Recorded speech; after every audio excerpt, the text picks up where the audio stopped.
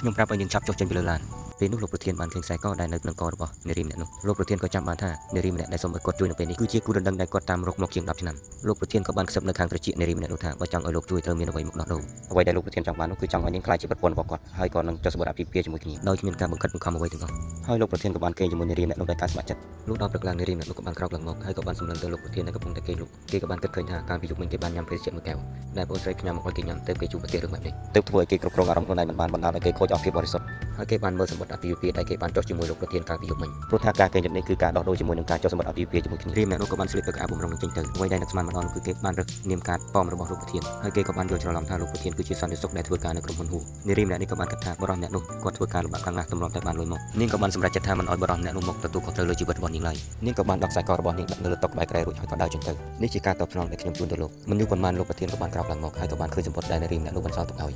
លោកបងអរគុណច្រើនណាស់ដែលយប់មិញលោកបានជួយខ្ញុំតែខ្ញុំទឹកតែជួបប្រទេសឬមិនអរចូលមកក្នុងជីវិតនៅពេលនេះខ្ញុំសូមមិនទាន់គិតដល់រឿងអ្វីនោះទេខ្សែកខ្សែនេះខ្ញុំជូនលោកវាមិនមានតម្លៃថ្លៃប៉ុណ្ណាទេ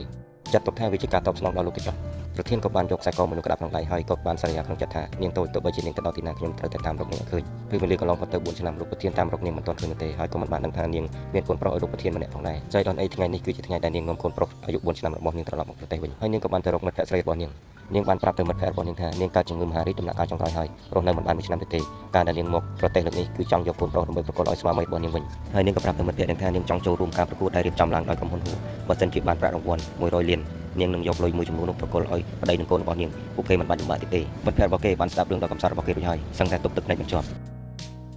លុះដល់ព្រឹកឡើងគេក៏បានទៅរកប្តីរបស់គេនៅក្នុងក្រុមហ៊ុនក៏បានជួបនឹងផ្នែកបម្រើអតិថិជននៅក្នុងក្រុមហ៊ុននាងក៏បានប្រាប់ឈ្មោះប្តីរបស់នាងទៅខាងបុគ្គលិកក្រុមហ៊ុនតែបុគ្គលិករបស់ក្រុមហ៊ុនបានប្រាប់ថាបើសិនជាចង់ជួបបរិសម្នាក់នោះត្រូវតែមានការណាត់ទុកជាមុននាងក៏បានគិតថានេះខ្ញុំមកជួបសន្តិសុខឬក៏មកជួបប្រធានក្រុមហ៊ុនអពិតប្រាកដ